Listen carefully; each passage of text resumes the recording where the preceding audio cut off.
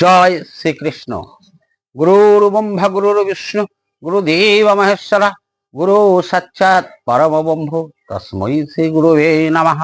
অজ্ঞানং তিমিরন্ধস্যং জ্ঞানাঞ্জনশলাকয়া চক্ষুর্মিলিतं येन তস্मै শ্রী গুরুবে নমঃ। বাঞ্ছাকল্পতরুভ্যশ্চ কৃপা সিন্ধুভ্য এব চ পতিতানাং পাবনেভ্যো বৈষ্ণবেভ্যো নমো নমঃ।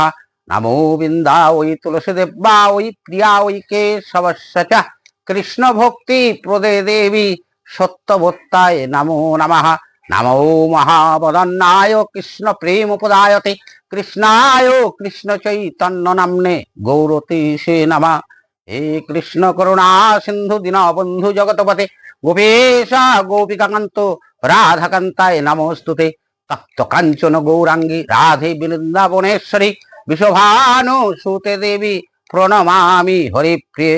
জয় শ্রীকৃষ্ণ চৈতন্য প্রভু নিত্যানন্দ শ্রী অদ্বৈত গদাধর শিবাসাদি গৌর ভক্তবৃন্দ।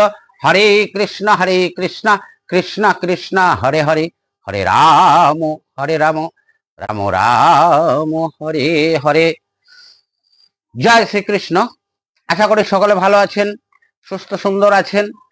আমাদের এই চ্যানেলটা অবশ্যই আপনারা ফলো করেন, যার জন্যে পরপর আমরা চালিয়ে যেতে পারছি। আপনারা সকলে ভগবানের ইচ্ছায় সহযোগিতা করবেন যাতে এই চ্যানেলটা দীর্ঘদিন ধরে চালিয়ে যেতে পারি।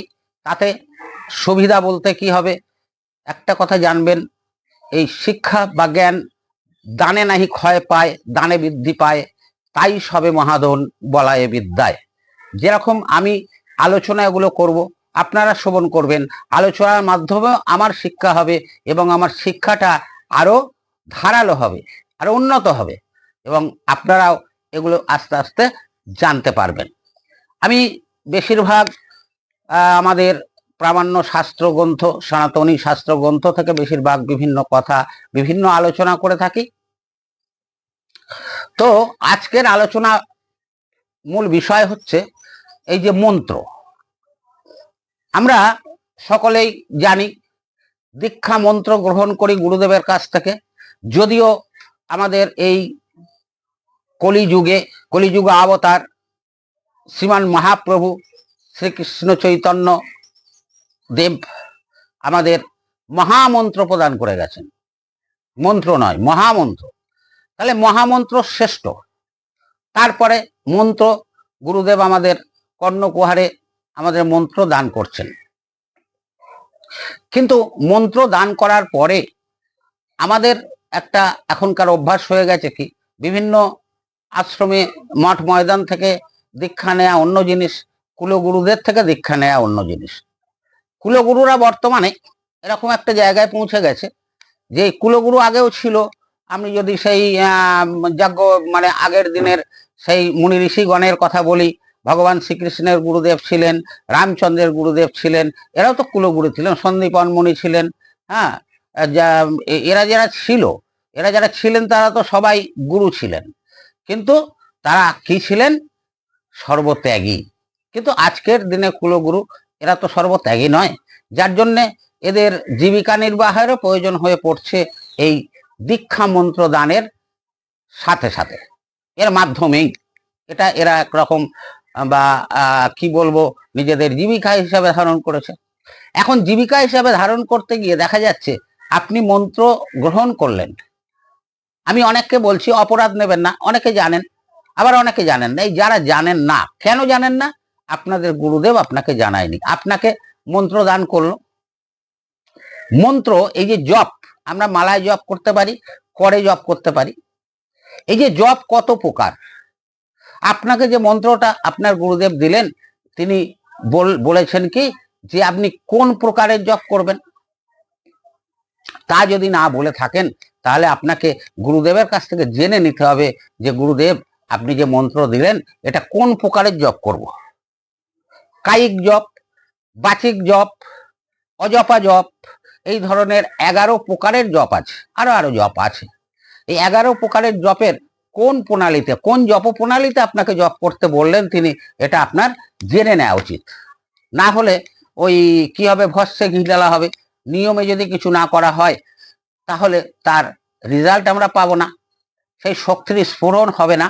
তাই গুরুদেবদের কাছে যারা দীক্ষা নেবেন, গুরুদেবের কাছ থেকে জেনে নেবেন যে আমাকে যে দীক্ষা দিলেন, মন্ত্র দান করলেন, এটা 11 রকম যে জপ পদ্ধতি আছে তার মধ্যে কোন পদ্ধতিতে আমি এই জপটা করব, এবং সেই পদ্ধতিটা কি, কাকে সেই পদ্ধতি বলা হয়।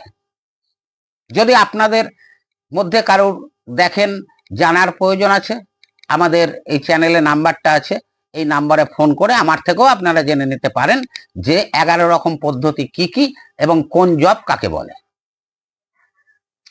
তো এই জপ প্রণালী আমাদের নিয়ম হচ্ছে ত্রিসন্ধ্যা জপ করার নিয়ম, সকালে, দুপুরে এবং সন্ধ্যায় এই 3 সন্ধ্যা জপ করতে হয়।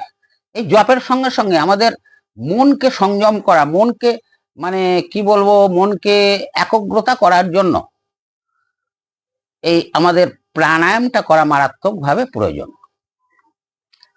প্রাণায়ামের সাথে সাথে সাথে যদি জপটা করি তাহলে সেই জপ ফলপ্রদ হবে। যদি বলেন প্রাণায়ামটা কি, প্রাণায়াম এখন অনেকেই জানেন, প্রাণায়াম কথাটা সর্বপ্রচলিত হয়ে গেছে। প্রাণায়াম যেরকম রেচন, পূরক, কুম্ভক, এই 3টে প্রক্রিয়া, এই 3টে প্রক্রিয়াকে একত্রে প্রাণায়াম বলা হয়। এই প্রাণায়াম যদি আমরা প্রতিদিন অভ্যাস করে যাই বা অভ্যাস করি তাহলে আমাদের শারীরিক দিক দিয়ে আমরা সম্পূর্ণ সুস্থ সুন্দর থাকব।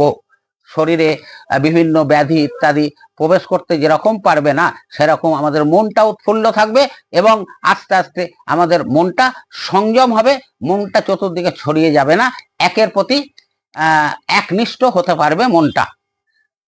এই মনোসংযমই হচ্ছে কিন্তু আমাদের জপ, ধ্যান, সাধনা